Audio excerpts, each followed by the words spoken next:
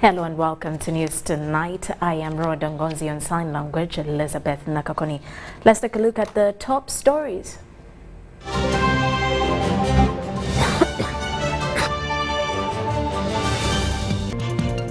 Prime Minister Nabanja receives United Arab Republic visiting minister. Prosecution asks court to deny NUP supporters bail. While former Deputy Premier Eriya Kategaya lauded for championing East African community integration. And Uganda cranes chances for African goals mathematical.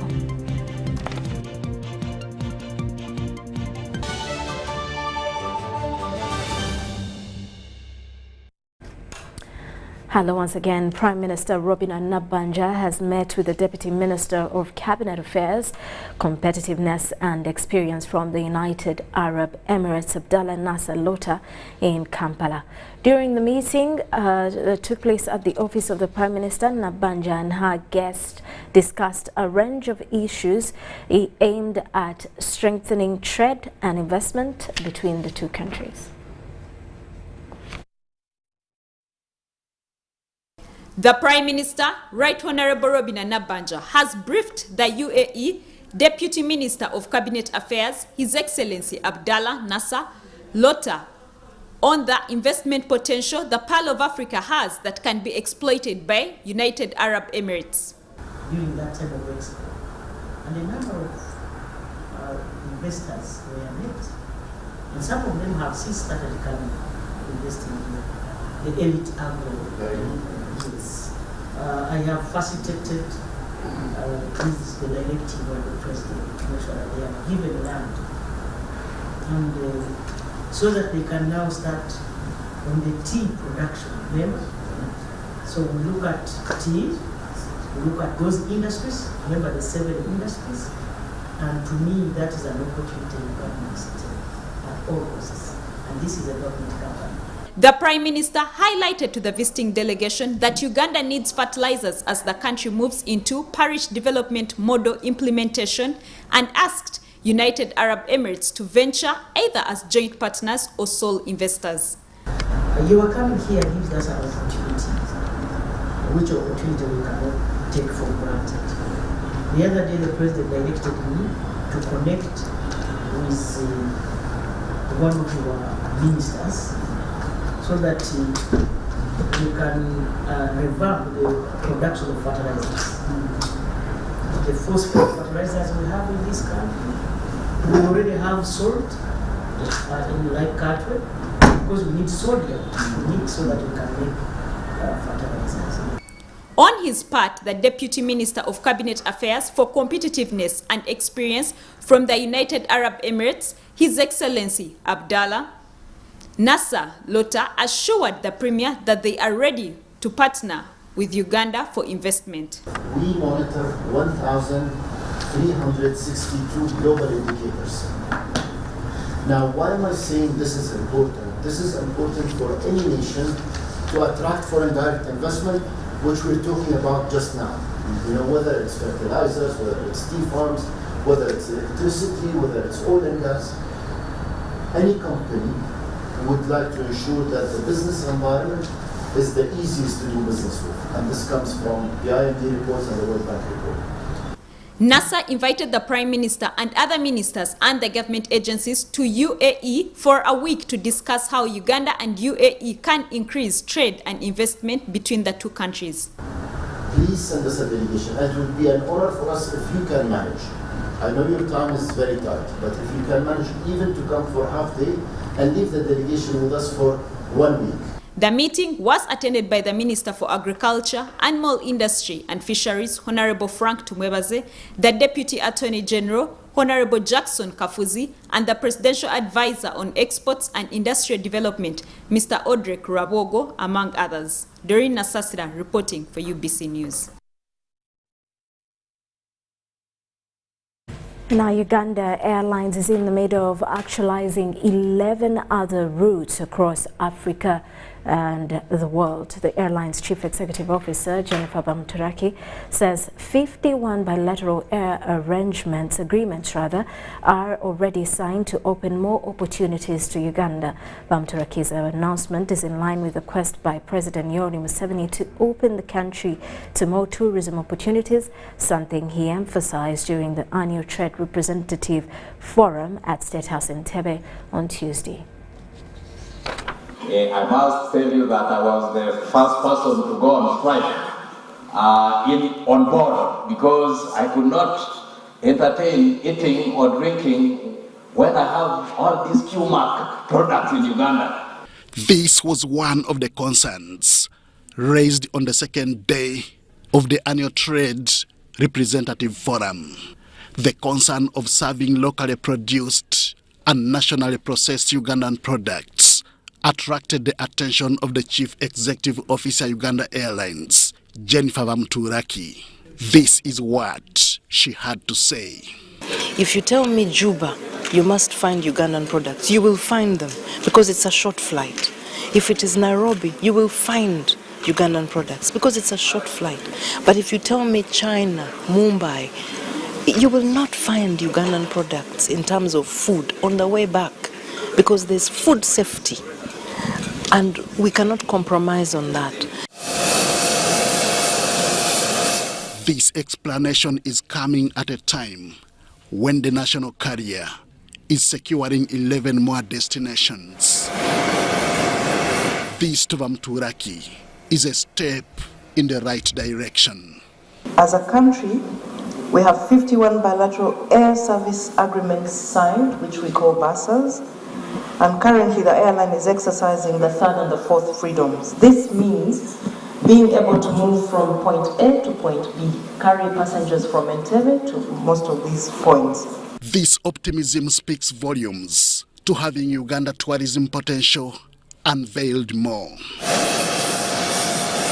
This is why President Yoweri Museveni is pledging to have more airfields constructed to ease tourist movements. The population is growing.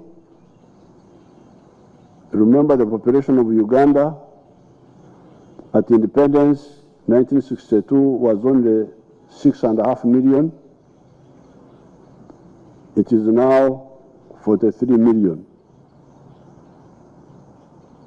And it will be 100 million in the next 30 years. Now, with a bigger population, competition for economic space increases. You can no longer afford to be laid back because more people now need access to resources. Museveni says, with the peace that the country currently enjoys, tourism or any other sector can perform better than it is now. Nobody can compete with us once the people wake up. Why? Because we have got an ancient culture of production. It's not that people are not producing. So really, this is the issue. The issue has been the issue of culture. The culture of money and business had not penetrated the society. But when it does, Uganda will benefit, but also the world will benefit. This address was part of the annual Trade Representatives Forum. President Yoweri Museveni expressed hope in the emergence of steel manufacturers in the country. So therefore, the time to talk of exports is now, because the conditions are there. So when it comes to investors whom we try to encourage to come to Uganda, one has got to answer the question, how can I make money in Uganda? What our government has done as you hear, we have woken our people up to go into the money market for the money production for the first time. The forum is a brainchild of the Presidential Advisory Committee on Exports and Industrial Development. California makes $21 billion out of agriculture sales. For us, we make less than $700 million or maybe $2 billion. I need to check. But it means that simply primary agriculture that doesn't have fertilizers, that doesn't have what the president calls the chibaro. To close the engagement was the Prime Minister of Uganda, Rhoda Ngonzi, who described export promotion as the way to go for the country. We shall support the export sector by passing the relevant legislation, because we know we have those gaps. For example, food and safety law, because it has been disturbing you people. Now we need a coordinated, jointed effort to ensure that we create a Uganda brand and strengthen the areas where our products are good, such as food and food products, such as tourism and the tourism products. This engagement comes just a few months since Uganda engaged trade partners from the UK, United States of America and South Africa, among others. Trade representatives from various countries shared various trade opportunities with Uganda. Henry Okrut, UBC.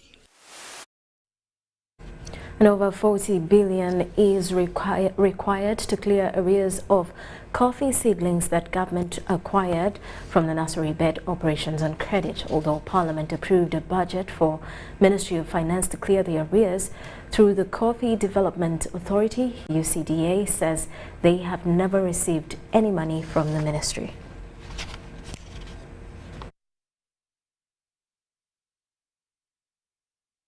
You give a nursery operator an order certificate to go and supply coffee from 2015, 2018, 2021, and you don't put that money in the budget. In 2022, Parliament appropriated funds to Ministry of Finance for clearance of accumulated arrears for coffee nursery bed operators. This followed several petitions to Parliament by nursery bed operators and coffee farmers over accumulated arrears in supply of seedlings on credit. However, although the money was appropriated to clear some arrears this financial year, no money has since been received by the nursery bed operators in that regard. We request the President to intervene in this matter, prevail over the Ministry of Finance to ensure money is released to UCDA to pay these nursery operators who are suffering. Accordingly, even the overgrown seedlings that government okayed them to distribute in 2022 in a phase-off of their contracts has since not been paid. According to Matthias Tumwebaze, many of their nursery bed operators have lost their property to banks, others jailed, while others died due to pressure over accumulated loans. Their properties that were mortgaged to the banks have been taken. Some nursery operators have become homeless. Others have died because of financial problems. Uganda Coffee Development Authority confirms the areas of all verified claims from nursery bed operators, although there were some cases of double admission. Kamgisha Apollo Tugume, the Director of Development Services at Uganda Coffee Development Authority, clarified that in the agreement that had been benefiting from supply of seedlings to farmers through Uganda Coffee Development Authority. Susan Naonga reporting for EBC TV. And State Minister for Local Government Victoria Businge Rusoke has launched the dispatched parish development model funds to the beneficiaries following their approval. Victoria Rusoke said some parishes were left out because they did not have accurate data. The parishes that have been excluded from receiving parish development model funds include Malongo and Kakoni because the beneficiaries did not follow the guidelines. The minister noted that local leaders, councillors and people who are averagely better had applied for the funds. It's not a lie, it's a true program, and we are confident that our people are keen and they are going to use this money profitably. We shall continue monitoring. We are going to continue updating our data. We are going to continue making progress reports, the parish chiefs and everyone, so that the cow can keep updating the country of what Lwengo is doing.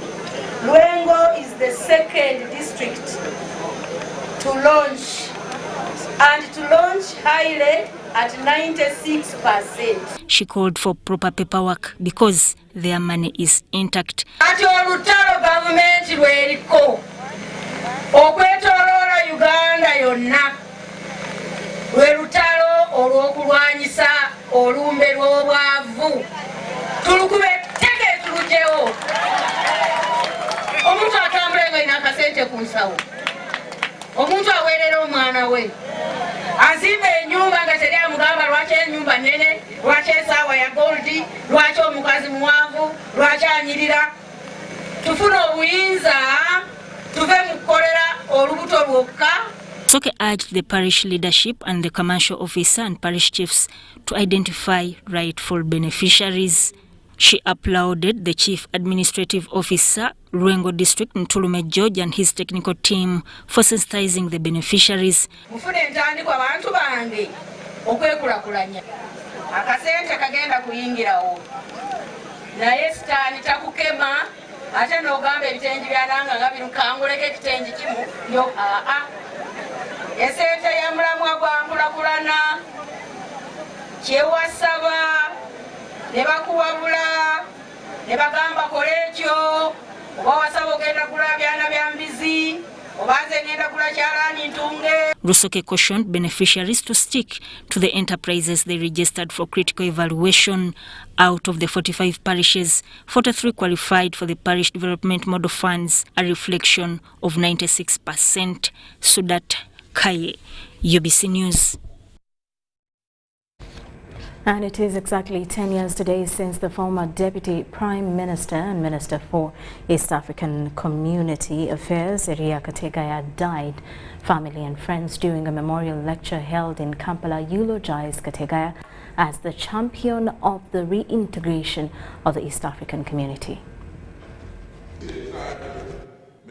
The family, friends and members of the diplomatic corps gathered at Mestil Hotel in Kampala for a memorial lecture to honor former Deputy Prime Minister and Minister for East African Community Affairs, Eriya Kategaya.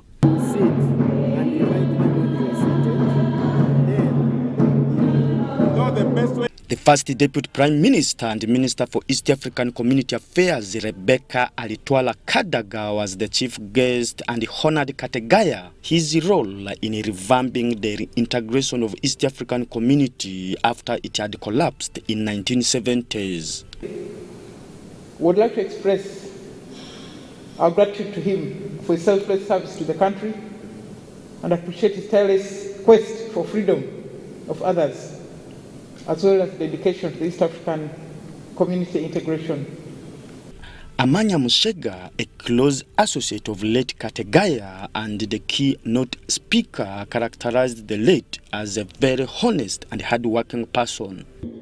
How the late Honorable Eriya Kategaya did not like us to see the council discussing small matters. He used to advise us that we discuss policy and strategic issues.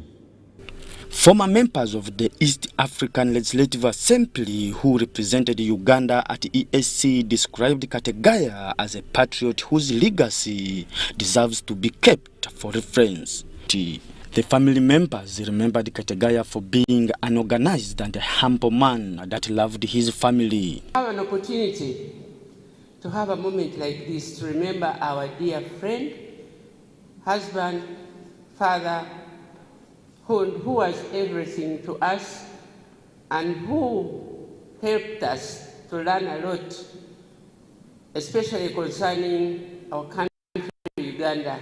Kategaya died in 2013 when he was the Deputy Prime Minister and Minister for East African Affairs. Philip Aguta, UBC News in Kampala. The NRM Director of Communication and Publicity, Emmanuel Dombo, says the NRM village chairpersons meeting with the President was an opportunity to raise their issues and concerns. The village chairpersons are key mobilizers for the party and their input is important in making decisions at the top level. The NRM village chairpersons from Kampala have had an opportunity to engage with the party's chairperson, Yoweri Kaguta Museveni, at Kololo Independence Grounds. Because they have been having issues which they wanted always to have an interaction with the party chairman. Village chairpersons are key in mobilization, effecting service delivery and the NRM manifesto. NRM publicist Emmanuel Dombo says the chairpersons influence decision-making at the top party positions. Nobody can join NRM at the Secretariat. Nobody can join NRM at State House. Everybody must have a branch or village where one belongs. So, village groupings, when they come together, they bring new ideas that may not be known. Asked about whether this is not politically informed, Dombo clarified that this is not yet time for politics, but service delivery. They are part of the consumers of the NRM manifesto. So this situation provides an opportunity for feedback from the people themselves, for concern raising if there are any issues that the national chairman may not have known, or the secretariat for that matter. This provides a rare opportunity where the local leaders provide very nourishing input in the things that we do. Such meetings with the President are bound to happen, but the village chairpersons are always in close contact with delegates while doing their oversight role of mobilization. You know how busy our President is in the region and internationally in a number of spheres. Ivan Kahwa, UBC News in Kampala. Now, the Commander Land Forces Lieutenant General Kayanja Muhanga has today presided over the flagging off of the UPDF contingent to serve under East African Community Regional Forces in the Eastern Democratic Republic of Congo. The function took place at Bunagana border post in the district of Kisoro. Speaking on behalf of the Chief of Defense Forces, General Wilson Mbadi, Lieutenant General Kayanja Muhanga said that today marks another chapter in the many peacekeeping operations where UPDF has been involved. Lieutenant General Muhanga emphasized that the East African Community Regional Force is on a peacekeeping mission and is there to witness the process of achieving peace in the Eastern DRC. UPDF Contingent Commander Colonel Michael Walaka remarked that he's leading ambassadors of peace and tranquility to help another African country that is under turmoil. Now, he assured the gathering that the troops under his command are fully prepared to execute their mission.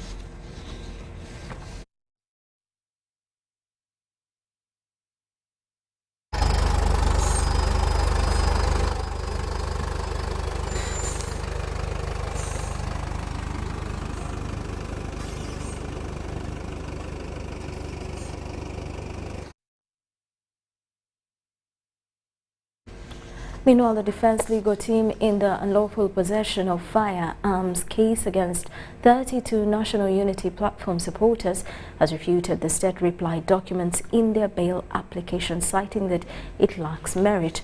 In the investigating officer in the matter, Lieutenant Eli Musinguzi, asked court not to grant the accused persons bail on grounds that they had no places of abode and their sureties were unsubstantial.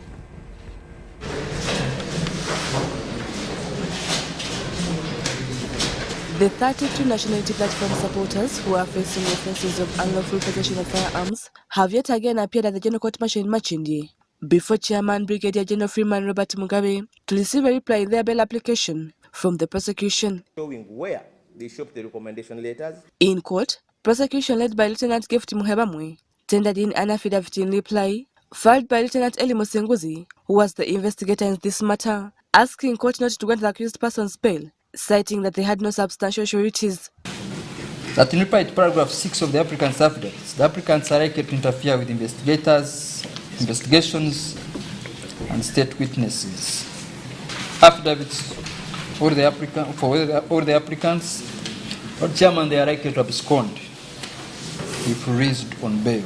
He also told court that the accused persons are likely to abscond bail since they have no fixed places of abode. Of all the applicants' affidavits, none of them, and my lord, none, emphasis is mine, none of them showed that they have a fixed place of abode or showed to this court that they are residents of a particular place or village, which simply means that they have no fixed places of abode. However, this was objected to by the defense legal team on grounds that the reply lacks merit. I invite court to treat that as conjecture and not untrue.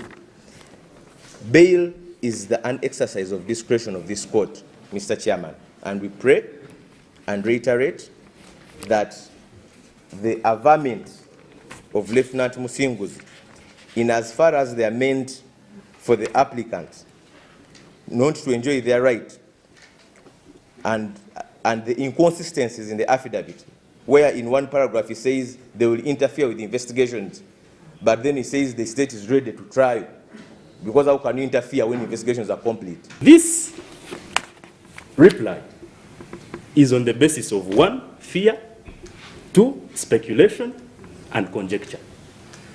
And you cannot rely on this to limit a right granted under Article 23 of denying this gentleman and lady a chance to defend themselves while coming from their homes. After listening to both sides' submissions, Chairman Brigadier Freeman Robert Mugabe set the 3rd of April 2023 to deliver a ruling on the accused's bail application. Rebecca Nantongo, Susan Nabgude, UBC News.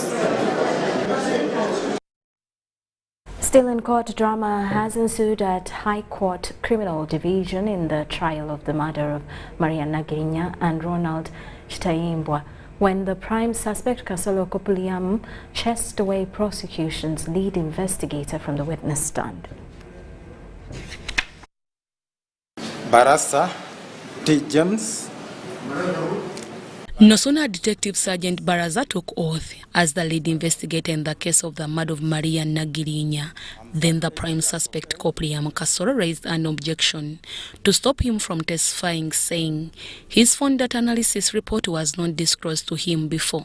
Kasoro informed the trial judge, Isaac Muwata, that he was not in position to cross-examine Detective Barasa, thus asking court for more time to study the said report, although the prayers were objected to by prosecution. Now you have this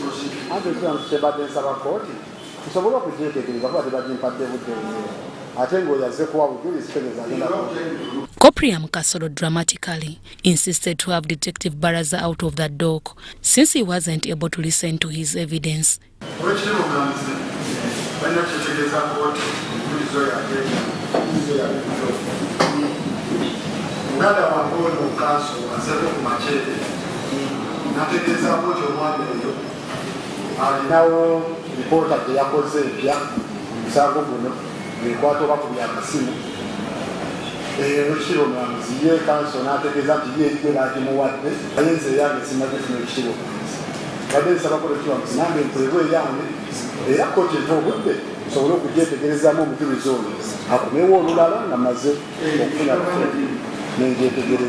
Judge Isaac Muwata, after listening to both sides, was pleased with Kasolo's prayers. Before Detective Baraza took stand, Eriot Basasira, prosecution witness who was the owner of the motorcycle which carried some of the suspects to Maria Nagiriny's home in Lunguja to commit the alleged offences, also testified in court. Nengamba nti episha eyo najigula nze ne sister era nemba gamba nti eri mu manya ga sister wange najiddamu nga mbagamba nze bannaaye omukyalo nawulirako ku mawulire nti bamunse ne driver we nti naye nze piki eno nange nakagifuna ngifunye lwaleero luno nti omuvubuka yali agivuga yagisuulawo n'agireka ewakawe mu nnyumba ne bagijjawo ne bagitwala mu parking. The said motorcycle number UEO9 has been brought to court for identification. Judge Isaac Mwata adjourned the matter to 3rd April 2023 for further hearing. Copley M. Kasol is jointly charged with 5 other people for the kidnap and murder of Maria Nagirinya and her driver Ronald Chitayimbo along Mukono Road. Deborah Namamonde, UBC News.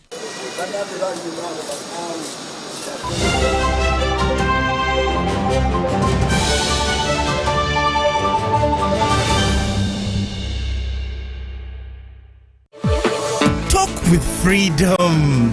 Get MTN Freedom voice bundles that don't expire.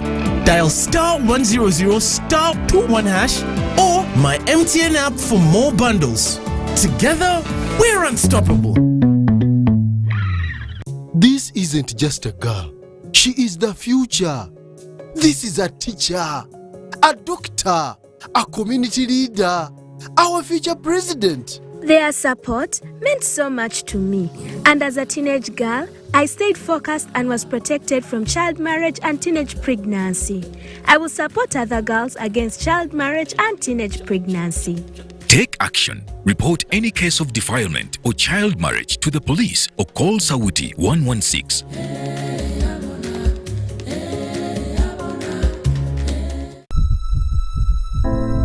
TB kills approximately 30 people daily, and 247 Ugandans fall ill of TB disease every day.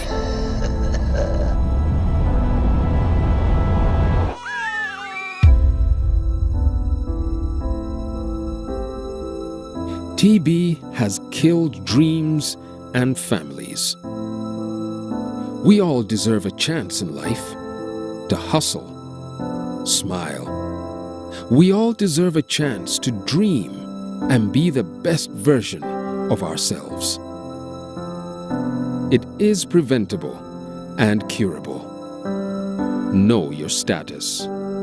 TB testing, treatment, and all TB-related services are free in all government hospitals and accredited private health centers. 10 years of supporting health in Uganda. This year, the Kabaka Birthday Run will mark its 10-year anniversary on Sunday, 16th April at Lubiri, starting 7 a.m. and continue the fight to end AIDS by 2030. Buy your running kit today at 20,000 shillings from Airtel shops, Benchwanuka, Fubani, New Taxi Pack, or Majestic Brands office in Bulange Mengo. You can also pay using Airtel Money. Dial *185 *5#. Kits purchased using Airtel Money shall be picked from Airtel Wampe or Shop. Proudly sponsored by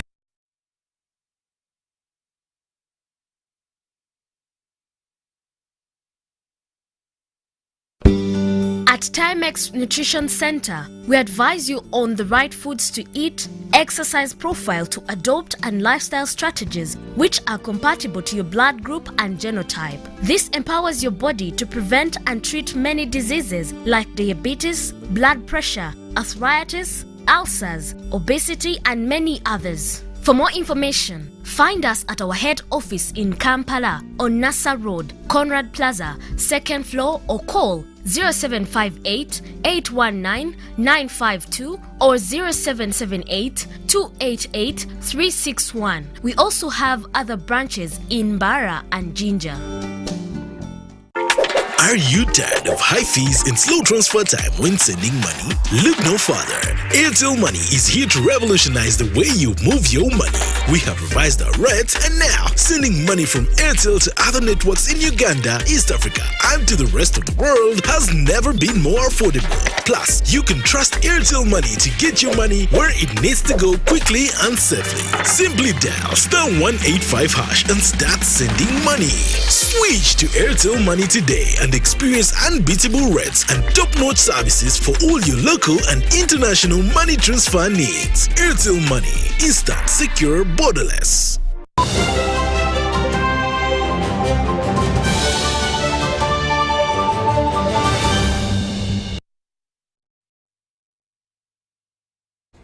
Welcome back. You are still watching News Tonight. The Senior Presidential Advisor on Special Operations, General Muhoozi Kainerugaba,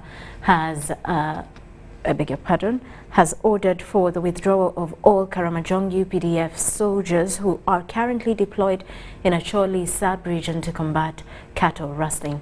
Communities have complained that they too have become facilitators of insecurity. General Muhoozi Kainerugaba has been in Agago district on his last day of the countryside security tour.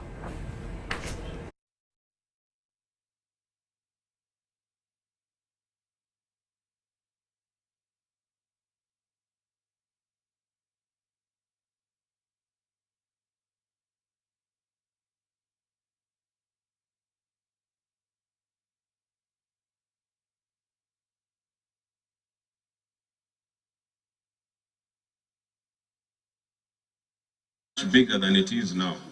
You remember?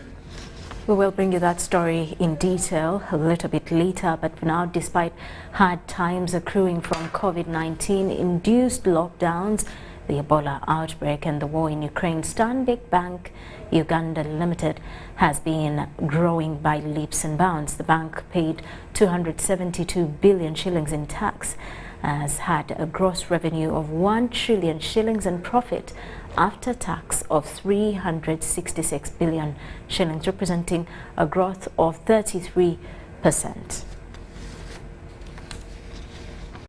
We've come from 2019, we paid out 110, and the year before that was 97 billion. Stanbic Bank has made a gross revenue of 1 trillion shillings and profit after tax of close to 366 billion shillings, reflecting a 33% profit. This result is multifaceted because it is born out of a diversified income stream. The split between funded and non-funded is nearly 50-50. But also more importantly, this is not just about the financial number. We also take the time to share with you our contribution to the economy as a whole. Our contribution has been in many forms. To start with, our asset book. We have grown our asset book by close to 10%, and this lending has gone to key sectors in the economy. The Chief Executive of Stanbic Bank Uganda Holdings Limited, Andrew Mashanda, says the bank's performance shows the resilience and ability to continue growing the institution's value. In 2019, we paid out 110, and the year before that was 97 billion. And then we didn't pay out anything in 2020, and then 2021 it was 50 plus an interim of another 50. So if you look at the 235 that you're seeing in 2022, it's almost normalizing that curve. If you look at it from 2019 point of view, we're trying to normalize that curve. That from a dividend payout point of view, the intention for us is that as the business grows in profitability, that we are also increasing the returns for our shareholders. Stanbic Uganda Holdings Limited 2022 annual results customer deposits grew by 6.8%, which is 6.1 trillion shillings from 5.7 trillion shillings the previous year. Net loans and advances rose to 4.1 trillion shillings from 3.7 trillion shillings, while total assets grew by 3.9%, that is 9.0 trillion shillings. Estimated combined membership of 2 million Ugandans and extended 40 billion in low-cost credit at a low interest of about 10%, as well as invested in their digitalization and governance capacity. The Chief Executive of Stanbic Bank Uganda, Anne Juko, said the lender manifested its purpose of driving Uganda's growth in ways that directly and indirectly benefited millions of Ugandans and engineered the economic recovery of customers from effects of the COVID-19. We chose to take a long-term view. We waived interest, we reduced the cost of borrowing for them, and more importantly, we continued to lend into that system, into that particular ecosystem. She added that despite the emerging challenges in the economy, the bank is pleased with its contribution towards the economic recovery success stories of its customers registered in 2022, most of which are a result of sustained dividends of COVID-19 interventions implemented between 2020 and 2021. Laudable funds to these circles has helped, and we want maybe the question I asked might invite creating more agencies instead of branches and collaborating with these circles and reaching out with those circles that we have established. This was disclosed during Stanbic Uganda Holdings Limited 2022 annual results presentation at an event held at Serena Hotel in Kampala. Sudat Kaye, UBC News. The Ministry of Tourism, Wildlife and Antiquities has indicated a steady improvement in performance of the tourism sector in the year 2022, which was enabled by an exponential rise in the number of tourists. This was highlighted during the dissemination of Tourism Performance Statistics 2022.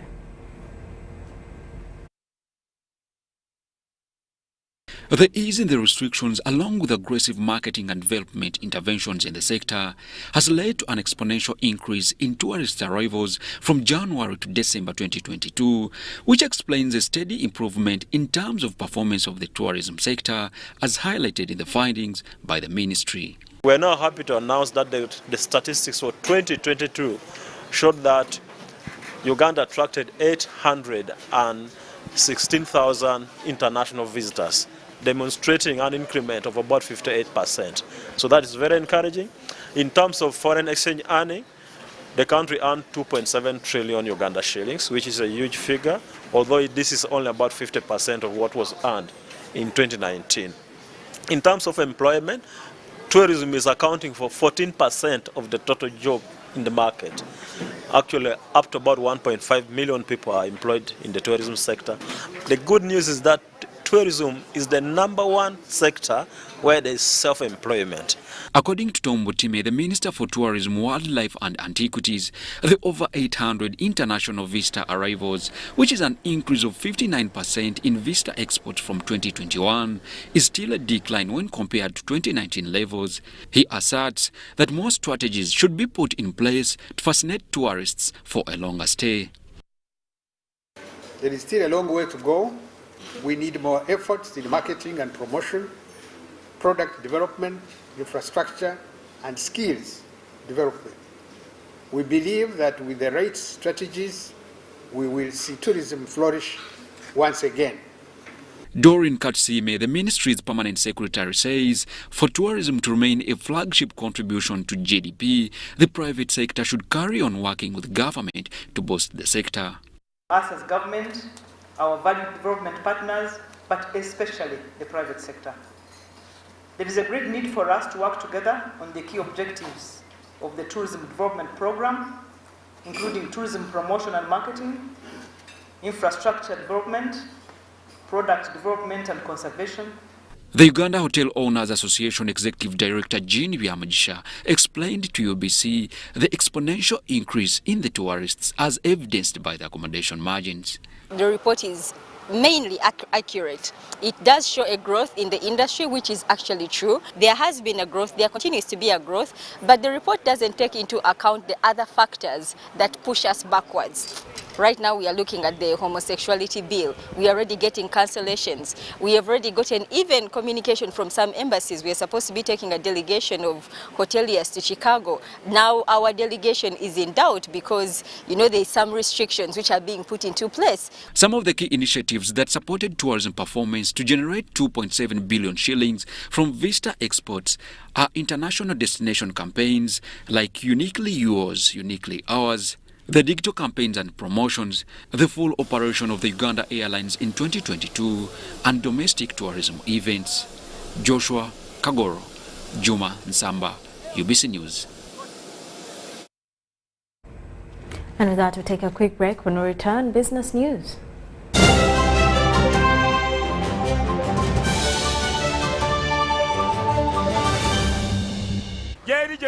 Jerrycan.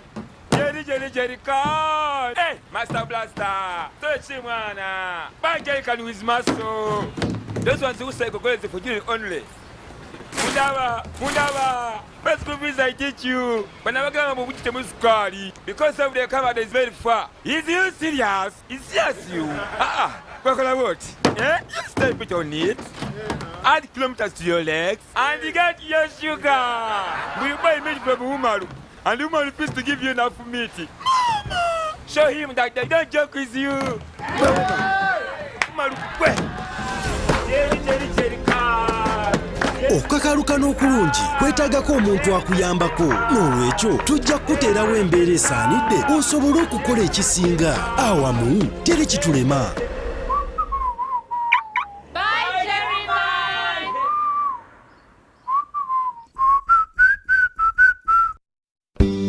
At Timex Nutrition Center, we advise you on the right foods to eat, exercise profile to adopt, and lifestyle strategies which are compatible to your blood group and genotype. This empowers your body to prevent and treat many diseases like diabetes, blood pressure, arthritis, ulcers, obesity, and many others. For more information, find us at our head office in Kampala on Nassa Road, Conrad Plaza, 2nd floor, or call 0758 819 952 or 0778 288 361. We also have other branches in Bara and Jinja. Look out for the live broadcast of the e-dialogue on the rights of vulnerable persons on UBC TV this Thursday 30th March 2023 from 9 a.m. to 11 a.m. In line with its mandate, UHRC has organized an e-dialogue that will be broadcast live on UBC TV and streamed through various social media platforms, Facebook, Twitter, and YouTube.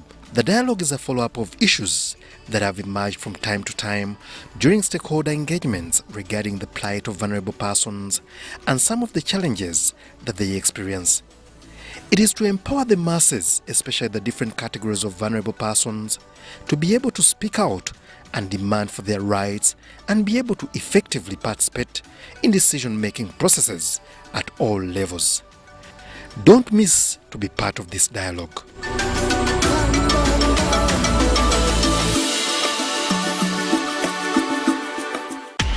Chillax bundles from Airtel have been upgraded. Introducing Voice Chillax bundles. No validity, no expiry, no worries. Dial *100*1#, select voice bundles and choose your preferred Voice Chillax bundle today. Talk longer with loved ones across Uganda with Voice Chillax bundles that don't expire. Airtel, the smartphone network.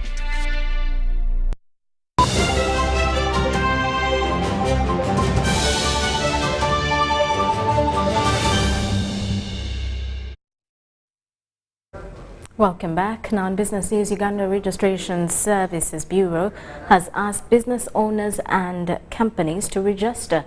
The Director of Business Registration at Uganda Registration Services Bureau, Ntale Mustafa, says registration comes with a number of benefits, including obtaining legal identity. Uganda Registration Services Bureau is a government agency responsible for civil registrations, including businesses and other registrations required by law. The registration body is encouraging business owners to register, as this comes with benefits, including legal identity for the business or company. But also subsequent to incorporation, again, we continue to support as Uganda Registration Services Bureau. For example, if you incorporate a company and you start trading, you need a trademark, for example. I hope you know what a trademark means. Basically, it's like the logo you use in your business. So as you register your trademark, you know you'll come up with inventions in your trade. You'll come up with new ideas which you need to protect. Again, you do that with URSB as far as intellectual property services is concerned. I talked about insolvency services, for example. Should you run into financial difficulties, still as Uganda Registration Services Bureau, we support corporate entities and even natural persons with rescue mechanisms to avoid financial distress. So our role goes beyond even ushering. Actually, it starts with ushering you into the business or the formal business arena, but to also offer additional services throughout your business journey. The agency has tapped into modern technological advances by digitalizing its services for convenient and easy access by the customers. We have since embarked on a digitization journey, and we are determined to have all our processes fully automated. For example, currently, if you want to reserve a business name or a company name, you don't have to visit our office. Wherever you are, you just log into your computer and access our website and apply, propose a business name you wish to trade with, and even the payments are done electronically. You don't have to carry cash to your RSP. The system prompts you to make payment even from your phone. You make that payment, the application comes. If it is approved, you get a notification that your application has been approved. Again, you log into the system, you fill in all the details of your company, you push the application on our side, we process it. You don't even need to be around our offices. The Director Business Registration at Uganda Registration Services Bureau, Ntalia Mustafa, also points out that business formalization facilitates access to finance. Many people who have either valuable assets, which are movable assets, that are also interested in accessing credit. For example, if you have a vehicle, if you have a motorcycle, if you have your furniture, if you have your TV set at home and you would wish to access credit using that as collateral, you pledge that movable asset as security for that loan, and then the person who advances that money registers his interest in that property. The number of registered companies in Uganda stood at 18,862 in 2018, according to the World Bank report. Eriya Kategaya, UBC. Makerere University students pursuing oil and gas-related courses have been taken through best practices and technologies that are fast-tracking oil and gas developments globally. Now, the conference and exhibition organized by the Society of Petroleum Engineers Uganda chapter has featured diverse sessions with deep insights into oil and gas as well as energy transition. Is under the theme, the role of young professionals in the evolving energy sector. For all we know that we are racing towards a clean transition, we are racing towards a green world, but for the case of our country, Uganda, we are working towards not just a clean transition, but a clean and just transition. So now, as the young professionals who are looking to be part of the oil and gas sector, we want to see how how we could influence the current technologies and be part of the evolving sector. And to be able to know these technologies, we invited a number of oil and gas companies, the key players as well in the sector, such as Total Energies Uganda, ECOP Limited, Uganda National Oil Company, SLB, G&G Skills, the Ministry of Energy and Mineral Development, as well as the regulator of the industry, Petroleum Authority Uganda. Energy transition is something that we need to handle carefully as a developing country. If today you are told stop everything and only use green energy, as a country we would actually deteriorate into poverty. The first thing we need to manage is how is oil and gas being used to accelerate energy transition. And for Africa, and for Uganda in particular, the first transition we need to achieve is transition from charcoal. And charcoal, you can't get it unless you cut trees. Can we stop cutting trees? For me, that's the first energy transition we need. Then when we come to oil and gas, can we quickly adopt the use of gas for cooking? Because then we reduce the cutting of trees for charcoal.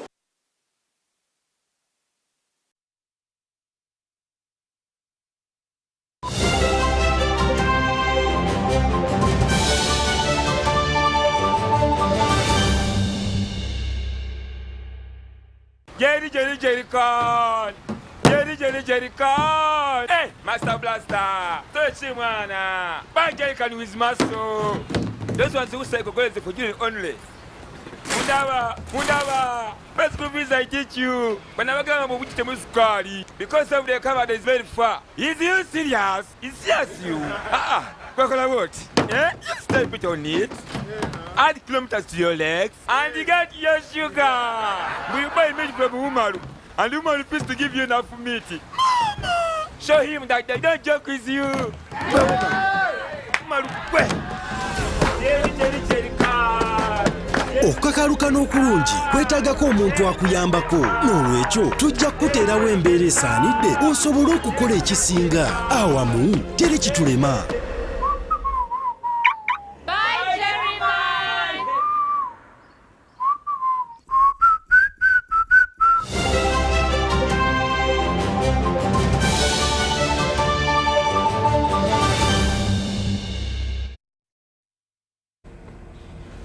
Now in sports, the need for increased funding, infrastructure and human capital development has come to the fore during the 2023 National Council of Sports District Outreach Program. The outreach has witnessed its third day, with National Council of Sports interacting with more than 30 districts, district sports and political leaders and their technocrats. The ongoing District Sports Outreach Program by National Council of Sports has unearthed pertinent issues relevant for improvement of Uganda's sport. Competent coaches can be able to tap into the talents we have and handle them in a manner which can allow them to emerge up to the highest levels. Everyone has talked about issues of capacity building. We want coaches, we want referees, and much of this drive is happening with the federations. But also, they have highlighted that not many federations are in the regions. Where some have been saying we have around 3 sports, because also we've been asking that particular question of asking how many sports disciplines are you practicing in this region, in this district, and most of them it has been oscillating between 4, I think the maximum has been around 11. Construction of infrastructure and the need for talent identification and a proper administration by re-energizing a district sports councils are relevant for National Council of Sports and have been embraced. Some districts are really proactive when it comes to their will to support and develop sports in their districts. National Council of Sports has visited established facilities like the Akibwa Stadium in Lera that is in line for redevelopment to world status. We must develop the regional stadia. We've been firm with the people. Yesterday, I think we were in Lira, and we were firm with the people in Lira about the presidential pledge of the Akibwa Stadium. It's going to be done. The president has pledged, and it's top on the list. But even the other cities like Gulu, like here, Soroti, these stadia that they have to be redeveloped to a very good level. To redevelop the infrastructure, you make sure that first of all you secure the land, you plan for the land, and that's why we moved around. At least for the district, we've come out with a model design of a minimum of 11 acres. That's a bare minimum, and we're showing them that on 11 acres, this is what you can have as playgrounds. Not just to say we are doing sports and there's only athletics and soccer. No, we provide for all the other sports. They've also been to Soroti's sports ground and the Oligoi Stadium, which despite having encroachment issues, is centrally located. We know we have the requisite talents in all the regions, and we are aware the history will haunt us, because the great players, athletes, have emerged from this region we have talked about, northern region, northeast. We are celebrating people like Etolu, Max Omeda, Paro Cage, name them. We don't have their replacement of today because we don't have anywhere they can really be taken to for exposure. Virgin land set aside for sports infrastructure like at Katine in Soroti district was also inspected, and later they engaged local leaders that acknowledged this being an eye-opener. Actually, we have been clashing with the PO, DEO on the issue of sports, putting some money on it. But since we shared today with the National Council, I've known that it is better to put a budget for the sports to stand on its own, not to depend on others. But amidst all this, Uganda's sports talent identification and development is incomplete minus education institutions at all levels, but importantly, primary schools. So our emphasis as National Council of Sports, we want to think that the right thinking educationists in this country should look forward to ensuring that schools must have the requisite basic sports grounds and facilities that will enable our athletes and children to enjoy, as they do, academic. Soroti University is another the National Council of Sports technical team visited and found that 45 acres of land has already been allocated for a sports complex. The team also visited Katakwi district and will continue the outreach with Tororo's King George Stadium and end at the Fafa Technical Center in Njeru.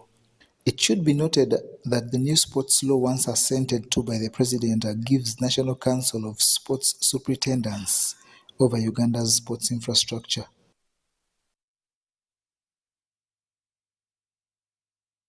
And Uganda squeezed a hard-fought win against the Taifa Stars of Tanzania to open its chances of qualifying for the Africa Cup of Nations. Rogers Mato was the hero on the day in the dying minutes of the game, securing the only goal of the match. Cranes now needs to win the remaining 2 matches and pray that Tanzania loses to secure a slot at the finals. Here are some of the best moments of the game. It was very hard. We have risked, but on the end we got everything. Because I have a tradition with you personally, 2013. For Chan, we eliminated you. 2015 for Chan in Rwanda, we eliminated you. Last year for Chan, we eliminated you, and now we have won. I do not want to change myself and my approach. I just want to say thank you to the players. I have given a diligent service to Ugandan football. 10 years of my life I have given to Ugandan football brand players, and players have a bit even played for me. I believe the tactical changes that we have made on the end exactly worked with Mia and Mukwala coming. I'm very happy. I can't express my happiness, but deep inside me, I'm emotionally happy. Yeah, actually, I can tell you, my aim was I was pushing a colleague called Isma Mugurus because he was the one starting. I pushed him and I told him, Isma, today you are the one winning us the game. And I prayed for him, and I prayed for myself, and I prayed for him very, very much. And I was like, Isma, you go and win for us. But eventually, God had my prayers and He passed them through me. Alhamdulillah.